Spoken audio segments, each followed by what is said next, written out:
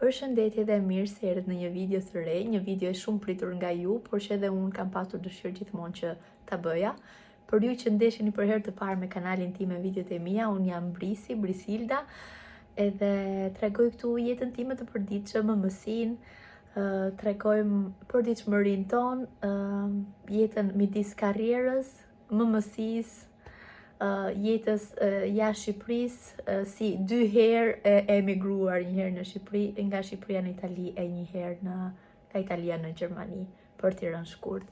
Ja pse dhe titulli i emri kanalit është Jeta jonë në Gjermani, aktualisht, për momentin.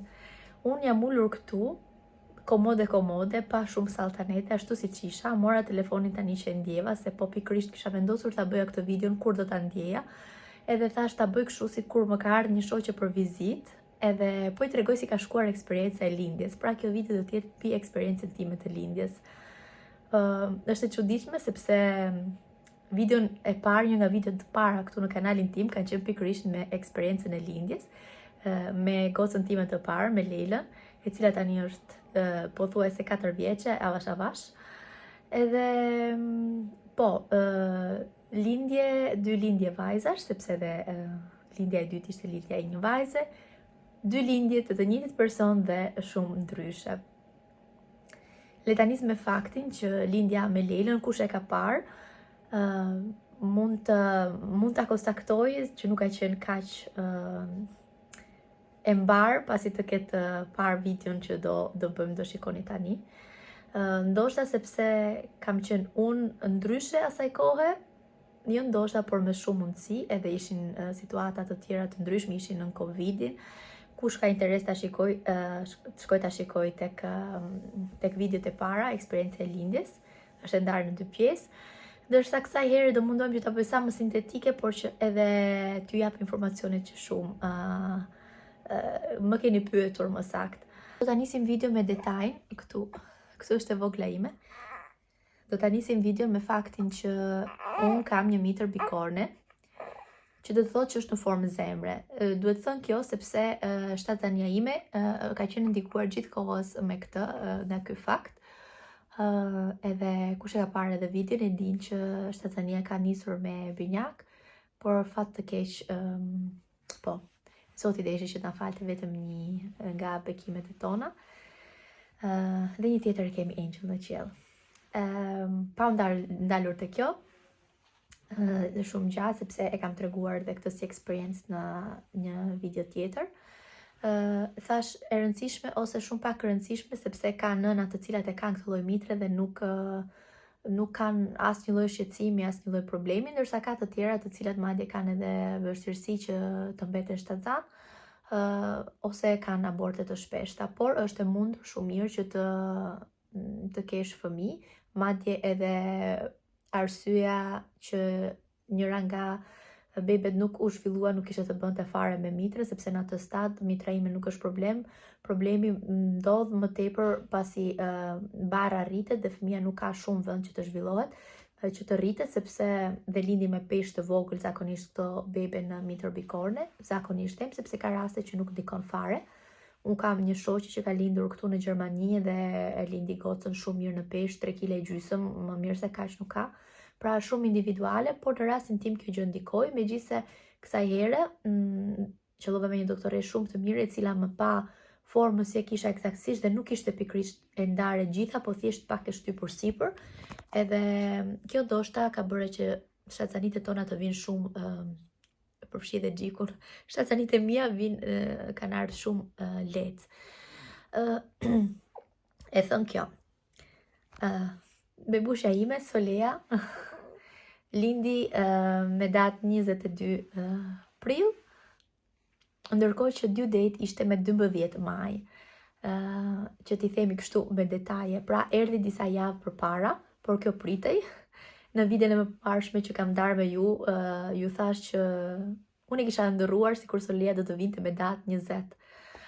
Edhe gjithmonë bëja shaka me familjarët, plus që shikoja veten time shumë të rënduar dhe i thoja unë nuk e di nëse do ta kap fundin e prillit, jo më majin.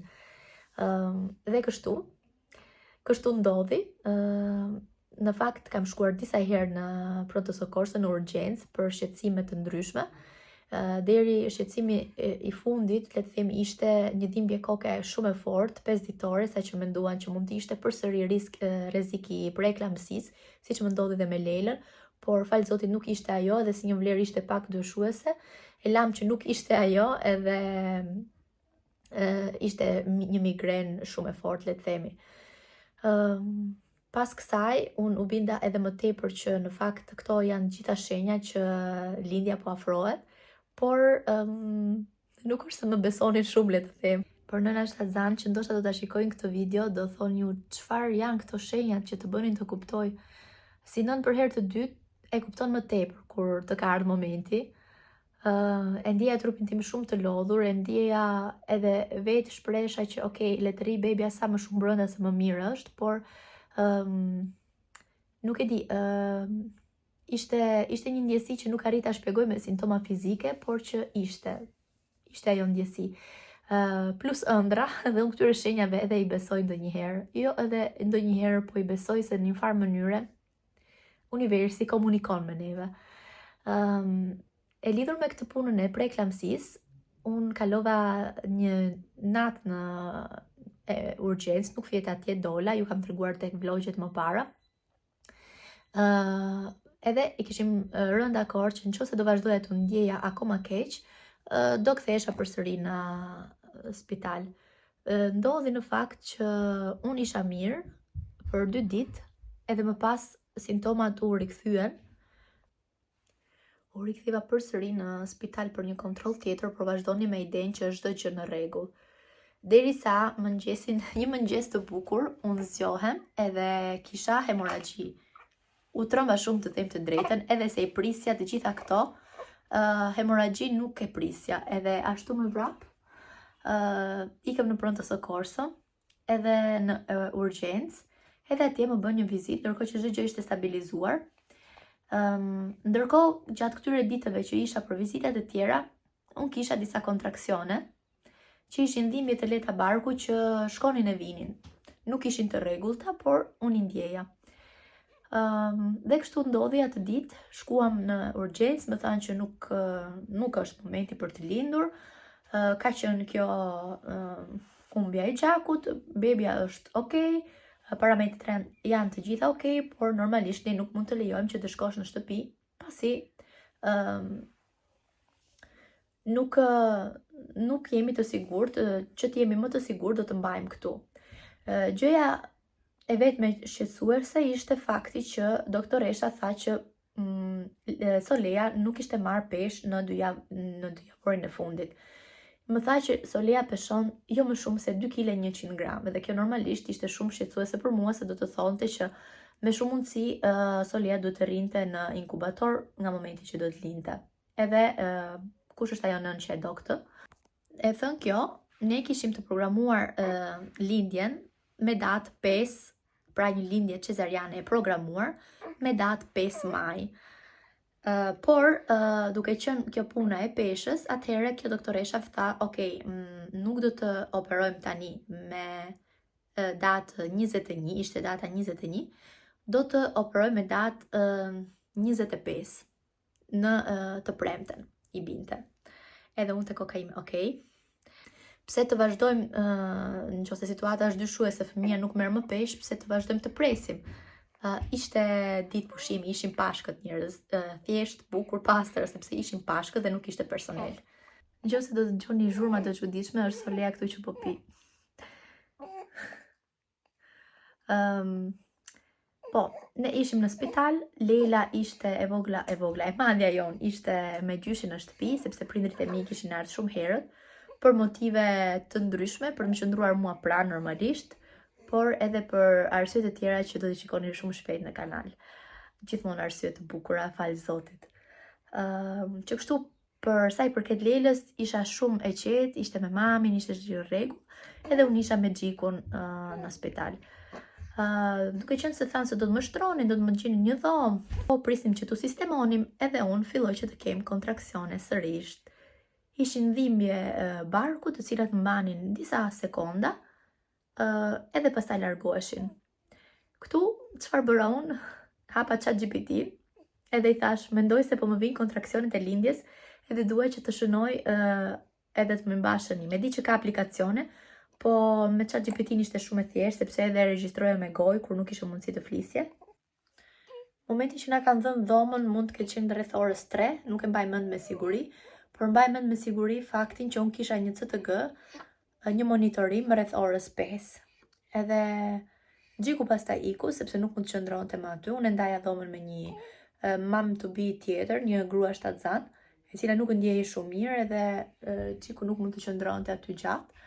Që kështu Gjiku iku edhe unë kisha monitorimin e orës 5. Në monitorimin e orës 5, patëm një moment paniku, pasi Soleja u duk sikur nuk i shkonte oksigjeni shumë mirë.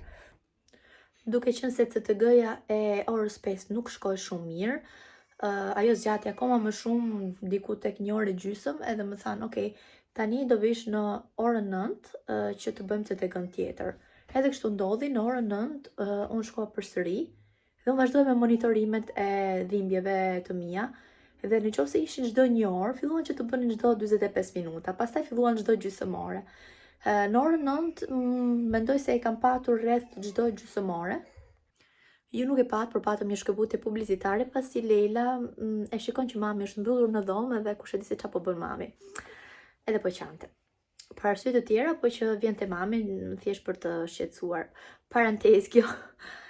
Mendoj që në orën 9 i kisha çdo gjysmë ore, pastaj CTG-ja shkoi mirë, edhe më thanë, duke qenë se unë qëndrova nga ora 9 deri në 10, CTG-t ishin normalisht në orën 9, në orën 11, ato rutinë që shkonin të gjitha, domethënë si orar.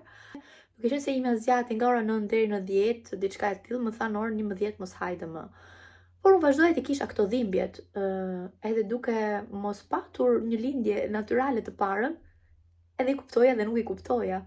Fola me mamin, me mesazhe, sepse unë nuk kam folur me asnjëri në telefon kur isha në spital, as me Gjikun madje shumë rrallë, sepse ajo goca që ishte aty në dhomë ishte shumë keq, edhe nuk më dukte drejtun të rija të bëja telefonata, ndërkohë që ajo nuk ishte mirë. Por po i thoya me mesazhe që unë kam dhimbje, nuk e kuptoj pse nuk më operojnë, në qoftë se unë për të lind kam, po unë ditësh, çfarë do ndryshoj, unë ndjej dhimbje. Edhe mami im të njëjtën gjë po më thonte që nuk ka kuptim, edhe ajo nuk e kuptonte pse mos të më operonin në qoftë se situata ishte kështu. Nëse unë isha në pavion ndërkohë, edhe po bisedoja me mamin, me infermiere mami që ishte në pavion, edhe po i thoja kështu, edhe i tregoj që po bëja këtë tabelën në ChatGPT, edhe i thash që shiko kontraksionet e mia kanë ardhur kështu, edhe tani po vinë dhe po shpejtohen. Në momentin që ja tregova asaj, kontraksionet ishin çdo 11 edhe u bën 9 minuta. Ajo e kuptoi nga tabela që këto ishin kontraksione dhimbje, edhe të fundit u bën goxha të rëndësishme, edhe më tha do të bëj një çaj me lavandë me kamomilë dhe do ta sjell, ndërkohë po marr pavionin ti them nëse mund të vish. Ndërkohë që kjo po bënte çajin, mua dhimbjet më bën akoma më të shpeshta, edhe kur shkoi ora 11, unë ndola në korridor, ta kërkoja vetë. Edhe i them, shiko, unë nuk jam mirë, unë dua të shkoj të bëj CTG-n. Edhe aty kontraksionet e mia bëhen çdo 5 minuta, edhe ndërkohë shkoj me këmbët e mia tek pavioni tjetër. Edhe atje ishte një vajzë e cila si fillim foli gjermanisht. Pastaj kur ishim me ato dhimbjet që filluan të u bënin akoma më të komplikuara, i thasha flet anglisht, edhe e kthyem në anglisht që unë e kam akoma më të lehtë. Edhe ajo ishte shumë e sjellshme. Në fillim, kur them që nuk më besonin, pikërisht këtë, sepse CTG-ja nuk tregonte sikur unë kisha dhimbje lindje ta pamu. Shikonin kontraksionet, por jo aq shumë, nuk e vlerësuan aq shumë sa që unë po lindja. Kur kontraksionet u bën çdo 2 minuta, 3 minuta, atëherë unë fillova të ulërisja. Të ulërisja shumë në fakt jo, nuk kam bërtitur shumë, por që kur ishte ai momenti i dhimbjeve të forta, normalisht që nuk e mban dot veten, nëna që kanë lindur me dhimbje natyrale e din. Madje deri në një farë pike kam qenë duke mesazhuar me motrën, edhe i çoj edhe një video dhe më thot, derisa po bën video nuk je duke lindur, sepse kur vin dhimbjet e lindjes, ajo normalisht nën e 2 fëmijëve me lindje natyrale e din shumë mirë, më tha nuk rri dot në telefon. Nuk zjati shumë, sa që unë nuk po rria dot më në telefon, Edhe po bisedoni me këto, është momenti që ta marr burrin tim në telefon apo jo, sepse Gjiku nuk ishte aty, unë isha vetëm praktikisht. Edhe frika ime më e madhe nuk ishte të lindja, nuk ishin dhimbjet e lindjes, ishte fakti të lindja vetëm. Gjiku të mungonte në atë moment shumë të rëndësishëm, duke qenë se lindja e parë ishte me Covid dhe ishte kështu shumë e vetmuar, nuk doja që edhe kjo të ndodhte kështu. Ajo shkoi direkt të thirrste doktoreshën kur e pa që unë po lindja, edhe unë ndërkohë mora Gjikun në telefon, edhe ishte në gjumë. Praktikisht unë po lindja vetëm ndërkohë që ai vlinte gjumë në shtëpi. Kjo është një çik funny, edhe i them nisu sepse unë po lind. Edhe pastaj vjen doktoresha, kam firmos ato dokumentat, ajo që i lexoj me shpejtësinë e erës, edhe unë të firmosja sepse po njerëz, pyetja që më keni bërë më shpesh, kam lindur me cesarian, urgjencë, sepse Solia ishte me kokën lart, sa ato që unë pata dhimbjet e tjerë, nuk mund ta lindja dot vetë, sepse ajo nuk rrotullua kur. Edhe unë i thash nuk e di, do t'ja dali burrim të vija, po jo më lërni ta telefonoj, më tha nuk ka kohë për telefonata. I kam lënë çdo gjë, rroba, u zhvesha po aty, u ndrova për në sallë, telefon, çdo gjë që kisha me vete, i lash aty në sallën e CTG-s edhe ikëm me vrap në sallën e lindjes. Edhe gjatë duhet të ndalim pak për nënat që do lindin dhe shikojnë të video. Kontraksionet i ka menaxhuar vetëm me frymarrjen. Edhe t'ju them që aty në atë moment kur kam patur kontraksionet, dhe këtu është një pjesë pak e trisht për mua, sepse kam qenë kohën më të madhe vetëm, duke të qenë se nuk po besonin që unë po lindja, i ka menaxhuar vetëm me frymarrjen. Jam lutur shumë në Zot. Edhe okay. Tani bëm pak emotive. Po, sepse fuqinë më të madhe e gjejmë tek vetja dhe tek Zoti. Edhe mendoj si menaxhova shumë mirë. Edhe të marr një pauzë. Okej, e kisha ndarë që do ta bëja këtë video më tutje kur t'isha më e qetë emocionalisht, por jo, emocionet e lindjes janë gjithmonë aty. Edhe nice. Fakti ishte që i menaxhova mirë, besoj si menaxhova mirë, jam e kënaqur me veten time. Edhe mamia pastaj më thonte shumë mirë, e bën frymarrjen shumë mirë, më thonte edhe ajo se si të merrja frymë dhe unë e ndiqja. Edhe si përfundim, duke vrapuar në sallën e operacionit, edhe pyetja ime ishte a ka ardhur burri im? Edhe kjo përpara kësaj pyetjes ishte edhe fakti tjetër, ishte që ishte një operacion emergjence, pra stafi nuk ishte pashk, nuk kishte staf, kishte mungesë personeli, edhe stafi që u mblodh, megjithëse bëri punën mirë, nuk ishte fare happy që ishte aty në punë, madje i dëgjoja që thonin të gjithë janë në shtëpi, ishte ora tashmë 2 e natës. Thonin që të gjithë janë në shtëpi, ndërsa unë ne jemi në punë. Pra llogariteni që nga ora 11 që unë shkova në CTG, në orën 2 unë isha në sallën e lindjes.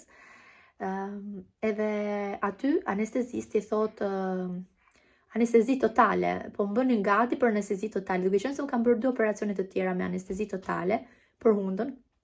E dija se si vjen, e i thash jo, nine, unë nuk jam për anestezi totale. Edhe mamia që më kishte shoqëruar nuk ishte ende në sallë. Edhe sa po vjen ajo i them, jo të lutem, i them edhe anglisht të merrni vesh më mirë. Unë nuk dua të futem në anestezi totale.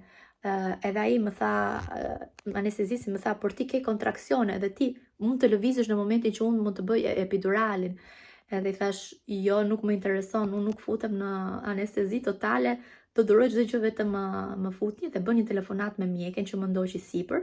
Edhe ajo i tha që pacientja nuk ka nevojë për një anestezi totale sepse është mirë në gjendje shëndetësore të përgjithshme, ka dhimbje, okay, por nuk është aq urgjente sa për anestezi totale. Edhe ai ishte shumë i mërzitur për faktin që duhet bënte punën e tij ndryshe, por shkuam për anestezin lokale. Edhe në momentin që ai do të vendoste gjilpërën, mua më vjen një kontraksion, normalisht sepse ishin aq të shpeshta. Edhe i them mamis që qëndroi gjithkohën aty dhe ishte e mrekullueshme si një angel, i them mua sapo më vjen një kontraksion sepse kuptoja kur po më vinte. ai tha shtrëngoi dorën time fort edhe ndërkohë që ai fuste atë agën në kurrizin tim, lotët i keni parasysh vetë juve, shtrëngoja dorën e asaj dhe thoja hec, vetëm vazhdoj jepi. Edhe kaloi domethënë nuk lëviza.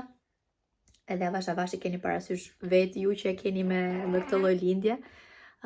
Fillon edhe mpihesh edhe aty ka qenë përsëri pyetja a është burri im këtu? Edhe më thanë po është këtu, po thjesht nuk po e fusim akoma se duke qenë se është një operacion urgjence. Zakonisht futet më përpara, por përpara duhet të stabilizojmë ty, pastaj do ta fusim edhe burrin. Edhe kështu ndodhi që edhe Gjiku erdhi, edhe bënim shaka, i thash ha mirë se erdhe se nuk e se kësa herë isha duke lindur vetëm, jam qarkot me Lelen që e linda në kohë Covidi, sepse ai ishte aty gjatë lindjes, po nuk e se kësa herë po më lije vetëm fare. Edhe kështu.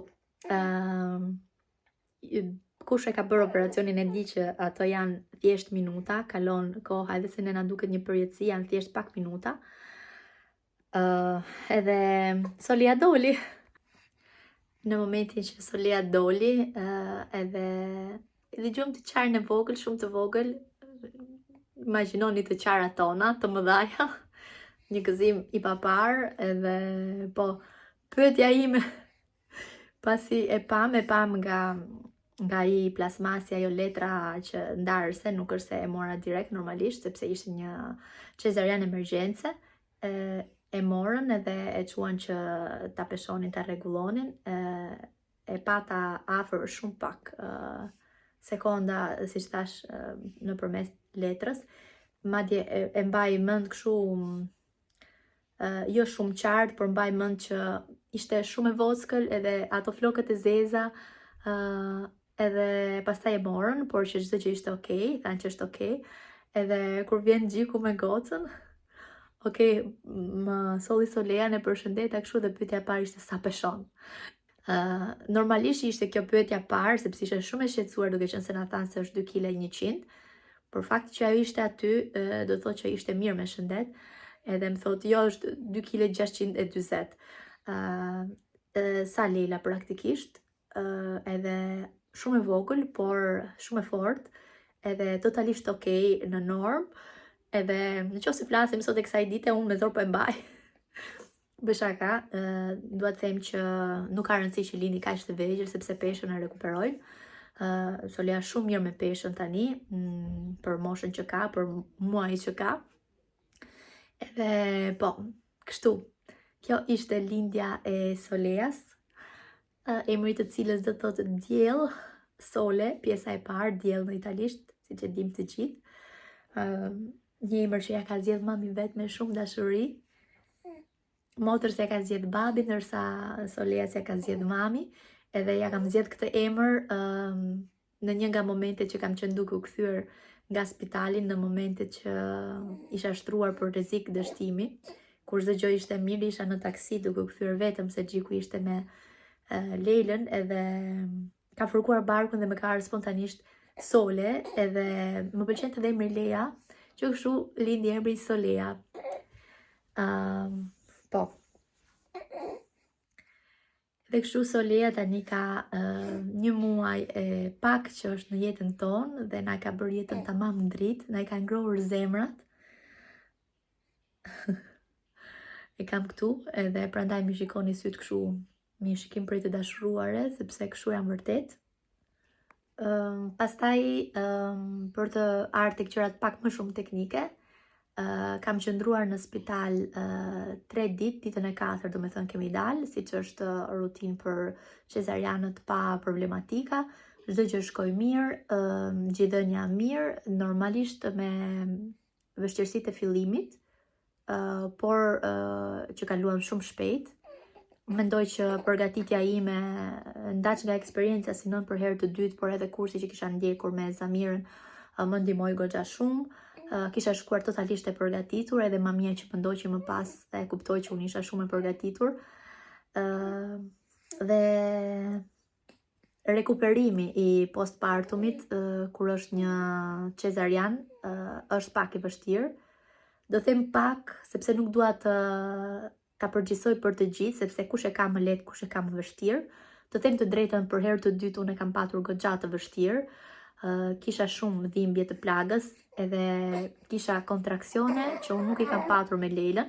Edhe me sa më thanë, për lindjet e dyta këto qenë kanë normale, edhe nëse të bësh në lindje të tretë qenë kanë normale që të paske më shumë dhimbje mbrapa. Me Leilën i kam patur vetëm ditën e parë këto kontraksionet e mitrës, për shembull kur fëmia është në gjy, ndërsa me Solean i kam patur goxha ditë më pas, edhe dhimbjet kanë qenë goxha të mëdha.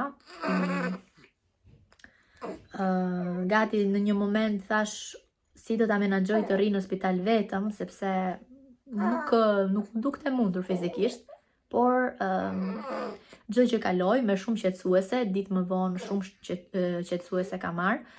Nuk i kam kursyer sepse duhet të funksionoja. Kjo lindje shumë e ndryshme nga ajo me Leilën. Mendoj që ka qenë edhe mindseti im, se si kam vendosur që ta përjetoj lindjen. Gjë që me shtazanin e parë ka nëna që përjetoj me këtë pozitivitet që në shtazanin të parë, por unë me të parën jo, nuk isha punuar me veten, ishim nën Covidin, ndoshta sepse isha në një vend që gjuhën nuk e flisja akoma, ndërsa kësaj herë nuk isha vështirësi me gjuhën, edhe pse unë preferoj anglishten. Preferoj anglishten si gjuhë sepse atë përdor zakonisht në punë. Solia, mos e trego videon këtu, vete në video, se çfarë bën zakonisht. Solia na bombardon. Po thoja që problemi i gjuhës kësaj here nuk ishte, u merresha vesh shumë mirë edhe në gjermanisht. Edhe fakti që vjen me përgatitur dhe me mendjen që okay, sido që të shkoj lindja është një moment magjik, sepse do të na sjelli fëmijën tonë në krah, sido që të jetë, edhe të gjitha harrohen. Nëse janë gjëra kalimtare të zgjidhshme, të gjitha harrohen. U mundova që të flas sa më shpejt. Do kisha dashur të kisha bërë më me qetësi këtë videon, por e di që tash më qetësi nuk kam në jetën time me dy fëmijë. Madje flokët i kam lëshuar vetëm për ju njerëz, prandaj e vlerësoni këtë, kisha kap me elastikja dhe pse janë pak kështu. Mundova që të isha sa më e prezantueshme këtu për ju. Kjo është realiteti tani. Unë e kam pranuar, jam shumë e lumtur që kam angelin tim të vockël këtu në krahët e mi, diellin tim.